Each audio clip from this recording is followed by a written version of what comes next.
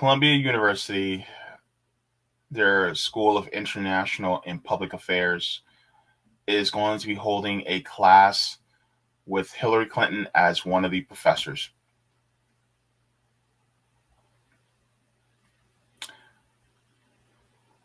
So we're going to be talking about it. Let's get into it. Save your cringes for the... Oh my God. What is it? It's Hillary Clinton. She's running. What? What? Hillary's running again? I know, I heard that's so crazy. This is wild. She's running again. Here I am. Hillary, you're running again.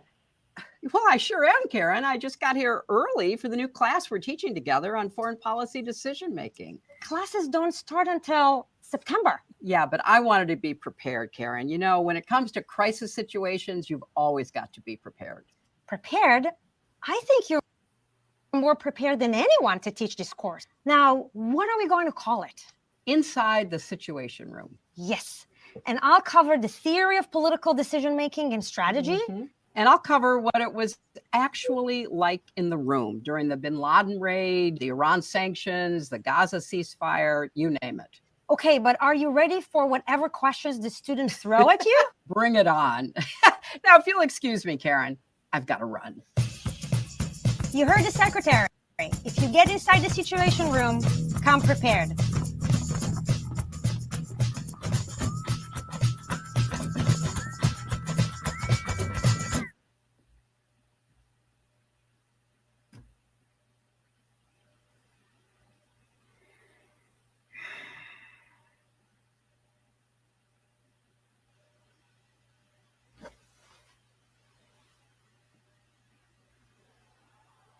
I thought the tornado was bad.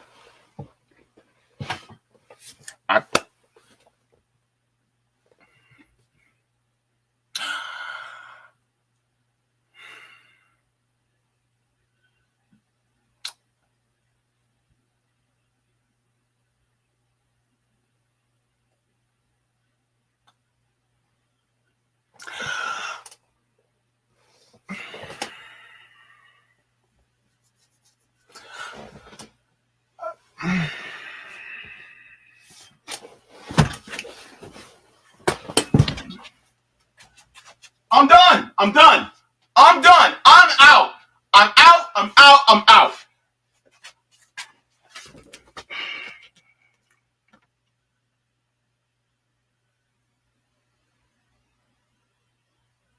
Queen of the Warmongers is holding the class at Columbia University. What in the hell, man? I'm telling you. Dear God, this is some BS. I'm telling you. Look, y'all mean to tell me this this monster, this crow's feet laden monster is going to be holding the class?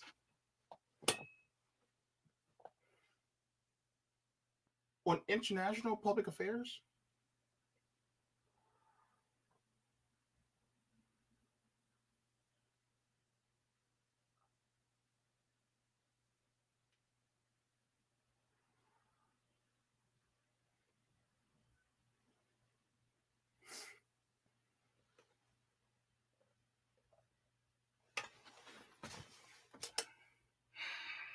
I'm sorry, but I'm going to have to subject y'all back to it. I'm sorry. I'm sorry.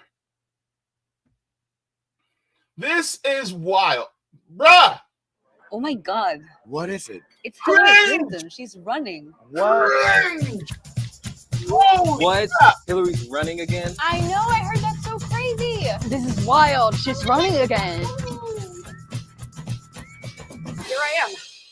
Hillary, you're running again. Oh my God. Well, I sure am, Karen. I just got here early for the new class we're teaching together on foreign policy decision making. Classes don't start until September. Yeah, but I wanted to be prepared, Karen. You know, when it comes to crisis situations, you've always got to be prepared. To murder.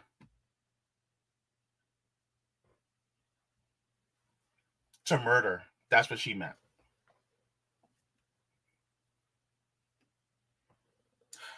Muammar Gaddafi has entered the chat.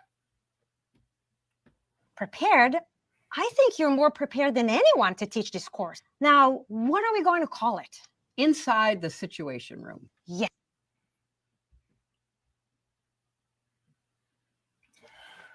In the words of Miranda Priestley from The Devil Wears Prada, inside the Situation Room, groundbreaking.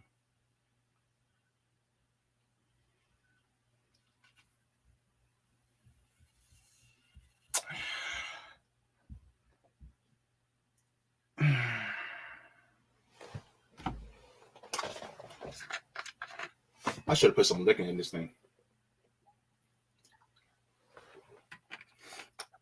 Look, if any of y'all smoking a bowl right now, take a puff from you right now, will you? Please.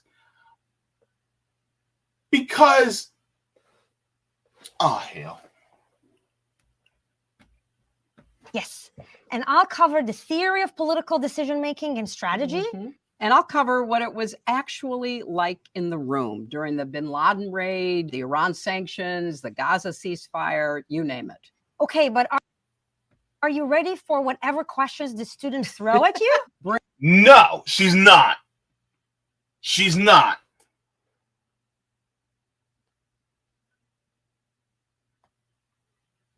And why do I have a feeling that most of the students that are going to be in there are going to be from a more affluent household, number one.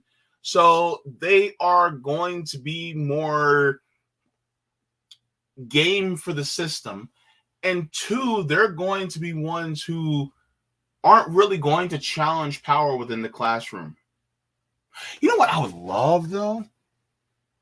I would love for a group of students who actually are anti-imperialist to just take classes, go in there,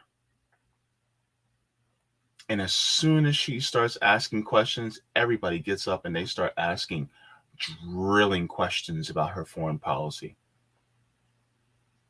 and condemning her.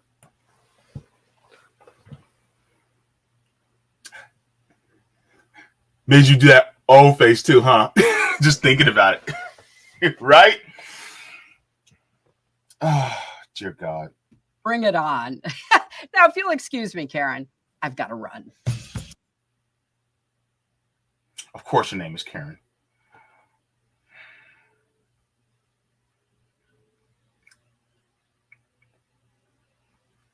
Dear God. So that's happening. And, well, let's take a look. What does it involve exactly? I hope Sabby's still in the chat because it has to do with education. And she's going to be cringing all day. Dear God. Oh, Lord. Columbia, SIPA, School of International Public Affairs. Inside the Situation Room. New course offering. So, this is for fall 2023. It says faculty, Secretary Hillary Rodham Clinton, professor of the practice of international public affairs, 67th Secretary of State, and former senator from the state of New York, Karen Yarhi-Milo, Dean, and Adelaide E. Stevenson, professor of international relations. This course is open to Columbia, SIPA, and Columbia undergraduate students by application only. It says, in an era increasingly defined by geopolitical competition, aka Russia and China, it is more important than ever for future policymakers to understand why and how foreign policy decisions are made. Look, I can give you the answer to all that already. I can give you the answer. Look, y'all ain't got to spend all that money on college anyway. I can give you the answer as to why it is. Ready? You with me? Let's get close. Let's get close, baby. Money. These oligopolic corporations want to expand their capitalist influence across the world. And so the United States foreign policy is geared towards getting these oligopoly corporations to expand their tentacles across the world by use of our military and diplomatic forces. I just saved you a whole bunch of. Look, I saved you more money than Geico, baby. I saved you more than 15%. You ain't got to go to that school now. Hi, did you like the stream? Did you subscribe? Hi, welcome to RBN. JB here. Yeah, so that's the thing a lot of people don't realize is that that's ultimately what it's about. It's about more money to the military industrial complex. Why the hell do you think we're in Ukraine right now? Oh, I'm sorry. We're supporting the troops in Ukraine. Why the hell do you think that is? Why in the world are they trying to drum up all this fanfare against China and saying they're invading Taiwan? Why in the hell are they trying to ban TikTok?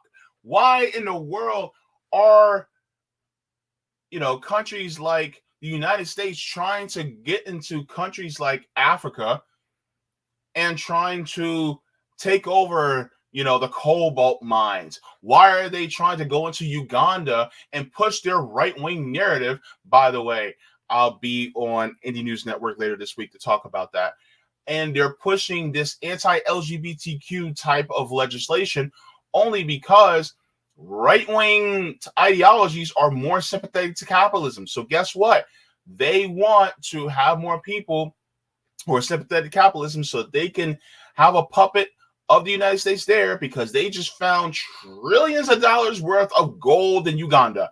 This is what it's all about, and this is what it has been all about since the beginning of this country. It has been for getting cheap labor and also getting all the resources just so they can own everything and have a bunch of servants. That's it. They want you to be a servant, you to be a servant, you to be a servant. Everybody's a servant. Everybody is a slave. Yay! That's what it's about.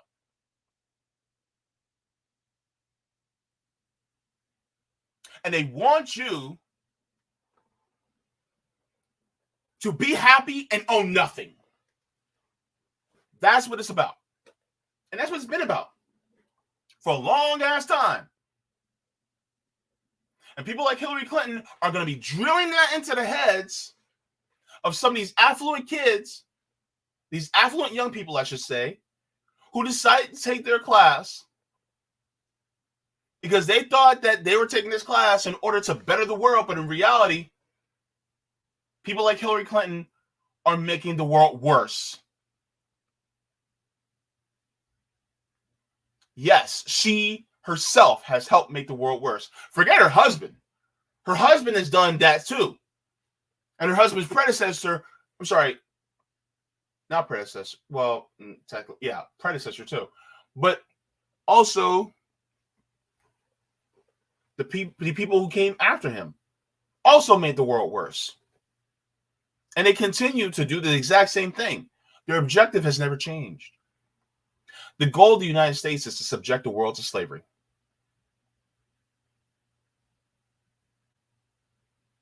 Make that into a soundbite.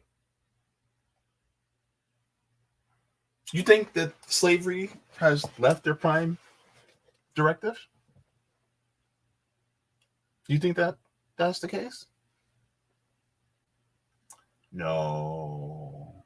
No. Mm-mm.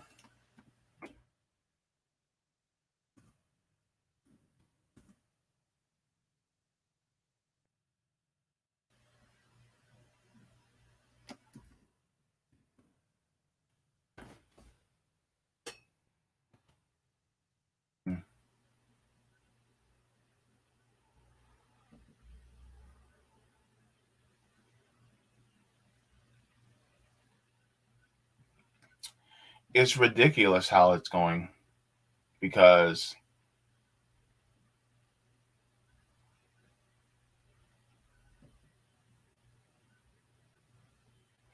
It's not.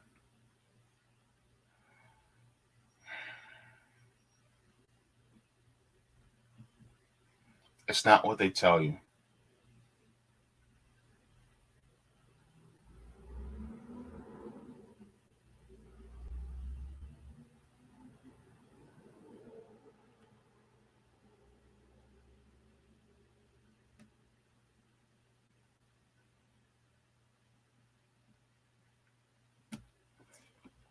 So what I'm going to show you guys is a quote. Actually, I haven't even finished this one.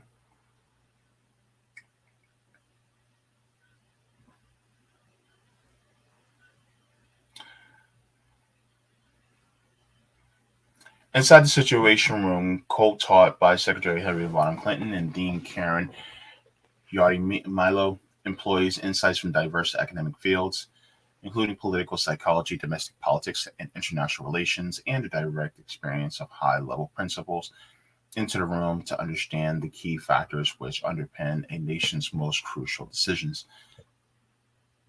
This course allows students to engage in a range of case studies and examine decision making in a variety of historical and contemporary contexts, from the search for Osama bin Laden to the Red Line in Syria to negotiating with Iran. Students will be taught how to analyze and understand the complex interplay between individual psychology, domestic politics, public opinion, bureaucracy, and international environments, and other factors which feed into the decisions about foreign policy. Money. From crisis diplomacy to the use of force, signaling and perception, intelligence and its analysis, the deployment of other instruments of statecraft, and more. Though this course, Through this course, rather, students will think carefully, analytically about how leaders and other actors view the world, how they arrive at their decisions, and how various social, political, and psychological factors shape the policies they devise to promote their interests abroad. Questions to the address include: how do factors such as experience, gender, personality, emotions, and more impact leaders' decision making process? How do the limits of human cognition and rationality impact leadership during international crises? Do groups make better decisions than individuals alone? Are democratic leaders therefore more effective at foreign policy decision making than authoritarian ones like the United States? How do leaders effectively engage in signaling during crisis? How do they weigh decisions about whether and how to use force? How do public opinion influence the decision making process of leaders on issues of foreign policy? Bureaucrats and advisors receive and interpret information differently than leaders, and how does this affect the process of decision making within the government? Here's the bullshit. The goal of this course is to give students a holistic understanding of the many facets of foreign policy decision making. As future participants in this policy process, this course will provide a vital background that they can on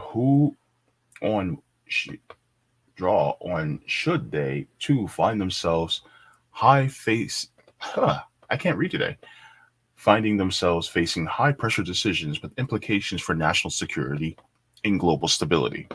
It will also enhance their ability to counsel intelligence officers, military leaders, advertisers, or other government officials by improving their ability to other actors' actions, anticipate other actors' actions, perceptions, and motivations. This course is by application only. Priority for undergraduate applicants will be given to those applying to their 5-year joint degree program with SEPA. If you are a current Columbia SEPA or Columbia undergraduate student and are interested in being notified when applications for this fall 2023 SEPA course opens, please enter your information.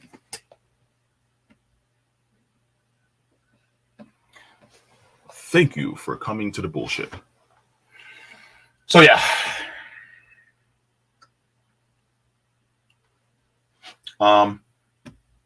Let's let's see. Let's see what Hillary Clinton understands. What she's going to, what type of thing she's going to be teaching. Just so that we know the type of person that she really is. Y'all, some of y'all know, but some people don't know. Some people have no idea.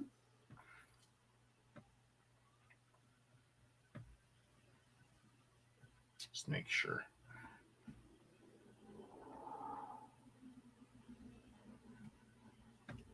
Secretary, let's turn, if we can, to Libya. The UN and human rights groups are calling for an investigation, saying that if, as it appears from the videotape, that Gaddafi was executed, it was a war crime. And you're also coming under fire for what you said. We came, we saw, he died.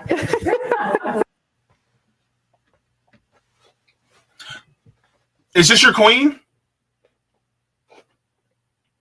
Is this your queen?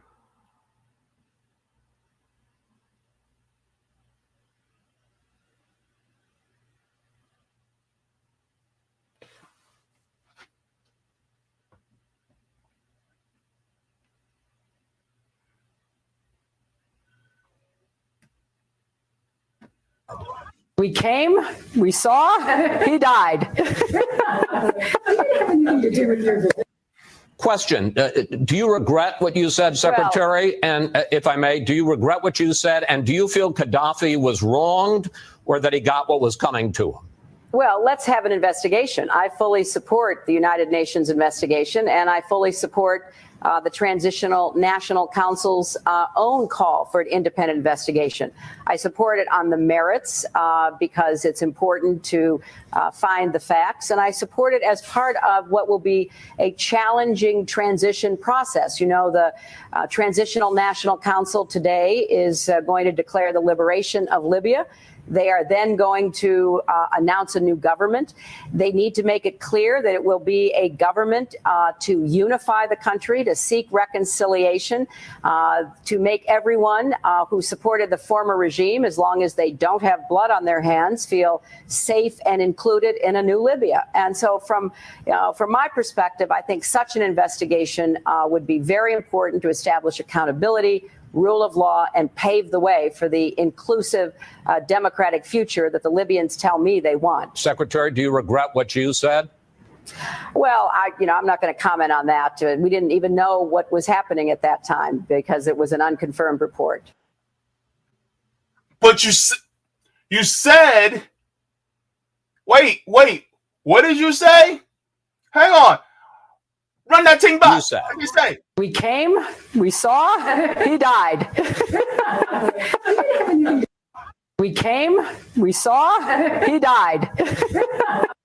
We came, we saw, he died. Run that thing back. We came, we saw, he died. You mean to tell me you don't know what happened? Hillary.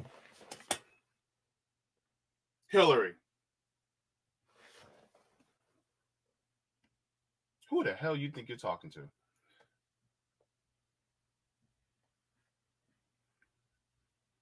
This is who Hillary Clinton is.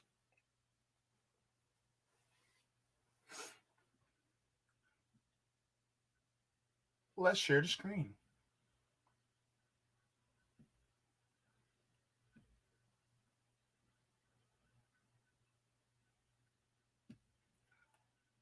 This is out of the Black Agenda Report. If you guys are not subscribed to them and get your news from them, then you guys should, then you guys should really consider getting your news from Black Agenda Report. Very, very wonderful group.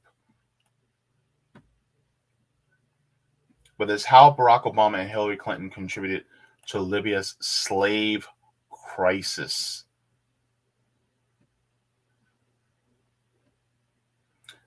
So, says the Obama administration bombed Libya into oblivion while using racist and terrorist rebel groups to do their dirty deeds on the ground. Understandably, it is emotionally painful to witness so many African brothers and sisters being brutally beaten and sold into slavery within present-day Libya. This is yet another important moment for solidarity, Pan-Africanism, internationalism, and general humanitarianism to be invoked to halt this brutality and saving countless lives. It is also important to note that this tragedy could have been avoided. Many people who are crying out for the ending of slavery in Libya are the same people that supported the lethal Obama-Clinton tag team that orchestrated the destruction of what was once the African nation with the highest living standards, Libya. Many of these folks unconditionally supported Barack Obama and Hillary Clinton despite their nefarious actions.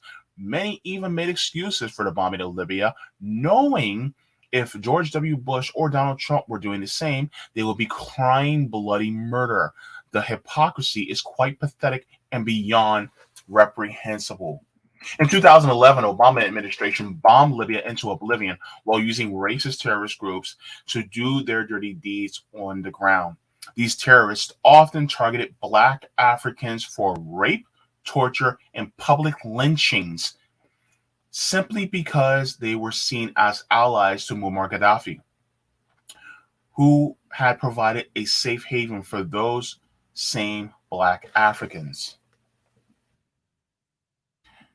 The Obama administration knew all of this. They used the CIA to deliver arms, advice, and even cash to terrorist rebels in an effort to overthrow Muammar Gaddafi and the Libyan Jamaahirah.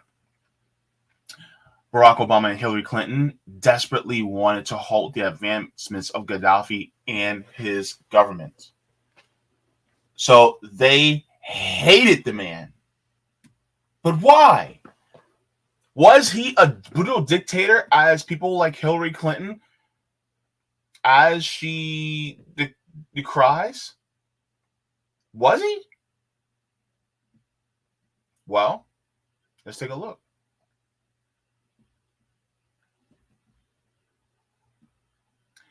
This was the history they never taught about African history on Muammar Gaddafi. Below are 16 things Colonel Muammar Gaddafi did under his rule. 1.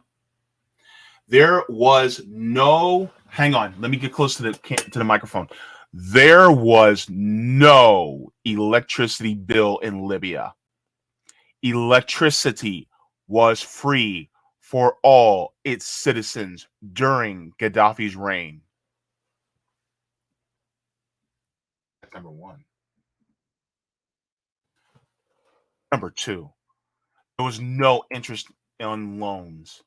Banks in Libya were state-owned and loans were given to all its citizens at 0% interest by law. No usury. Number 3, Gaddafi vowed that his parents would not get a house until everyone in Libya had a home. Gaddafi and his family lived in a tent during his reign. There he is in a picture with Thomas Sankara, the leader of Burkina Faso, socialist leader. Number 4, all newlyweds in Libya received 60,000 dinar, US $50,000, by the government to buy their first apartment, so to help start up the family. 5, education and medical treatments was free in Libya. Before Gaddafi, only 25% of Libyans were illiterate. Were literate. During his reign, the figure was 83%. 6, if Libyans wanted to take up farming career, they received farmland, a farming house, equipment, seeds, and livestock to kickstart their farms, all for free. Gee, that sounds familiar. That sounds really familiar. What did that happen? Wait, did that happen here in the United States? Oh yeah, they did that for a bunch of white people way back then during the Homestead Act, when they actually had a whole bunch of white people move out west and they gave them land free. They They put them in school in order to learn how to farm and agricultural schools and all that. And so now they have generational wealth. Hell, even Dr. Martin Luther King even talked about that. They didn't do that for us, though. And yet now you have it happening for Africans in Africa. Oh, they don't like that. Let's continue. 7, if Libyans couldn't find the education or medical facilities they needed in Libya, the government would fund them to go abroad for it not only free, but they got $2,300 a month accommodation and car allowance. In Libya during Gaddafi's reign, if a Libyan buys a car, the government subsidized 50% of the price. 9, the price of petrol, oil, in Libya, gas, in Libya was $0.14 per liter. 10, Libya had no external debt and its reserves amounted to $150 billion, now frozen globally. 11, if Libya was unable to get unemployment, if a Libyan was unable to get unemployment after graduation, the state would pay the average salary of the profession as if he or she is employed until the employment is found. 12, a portion of Libyan oil sale was credited directly to the bank accounts of all Libyan citizens. So Libya had universal basic income.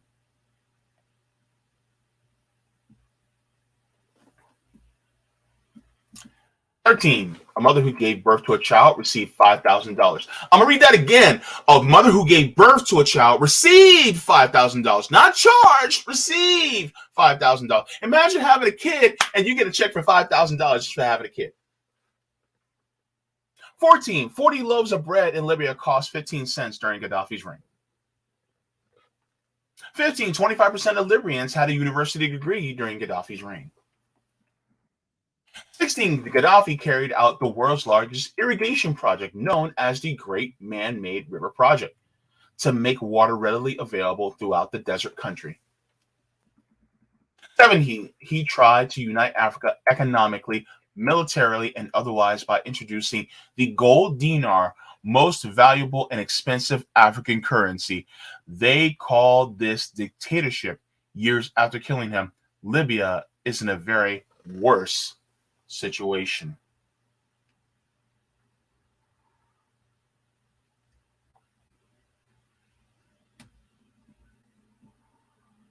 Now, I'm not saying that he is perfect.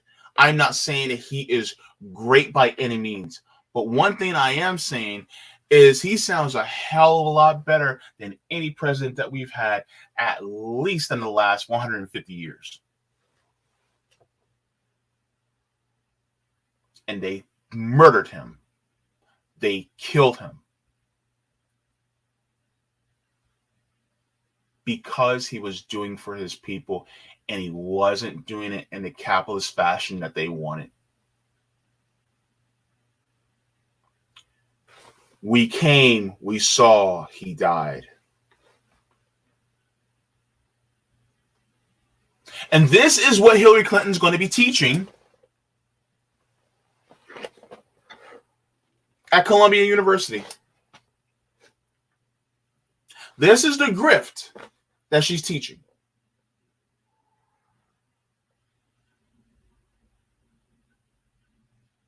And so this is why it's so cringe. Because she's literally teaching people, young people especially, how to manipulate the world into being more favorable to corporate dictators. That's our foreign policy. To manipulate the world into making everyone slaves under the corporate dictators. That is foreign policy in the United States. That's foreign policy according to the West. That is Western hegemony. That is what it means to operate in a unipolar world, is to subject the masses to be servants, to be slaves to a small group of people. And then when you get leaders who reject that, even though they may be imperfect in many ways, but they reject that, they are labeled as dictators. This is why the Castro government, they said that. This is why they said that under the DPRK. This is why they're saying this in Venezuela. This is why they're trying to go after China and they're vilifying people like Xi Jinping. Like I said, they are not perfect by any means, and they definitely have their flaws. But they are doing a lot more better for their people than the United States is doing for theirs. And people will say, oh, well, their government is broken down. Things aren't doing that well. Well, probably because they have sanctions against them, because the United States doesn't want them to be successful.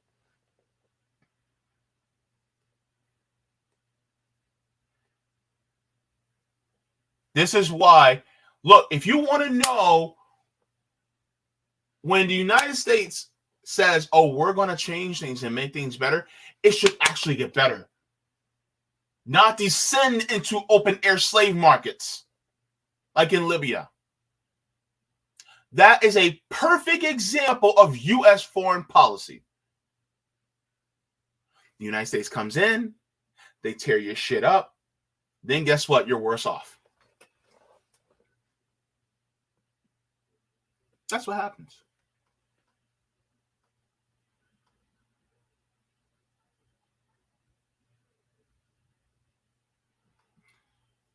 This is why so many of us are anti-imperialist. This is why some of us are anti-war. This is why so many of us want to change the system from the bottom up, because people like Hillary Clinton should not be allowed anywhere near the levers of power, because she, as well as Obama, as well as Bush, as well as her husband, as well as Joe Biden, as well as Donald Trump, as well as all their secretaries of state and defense, are monsters. And they are monsters working on behalf of the corporate dictators that employ them.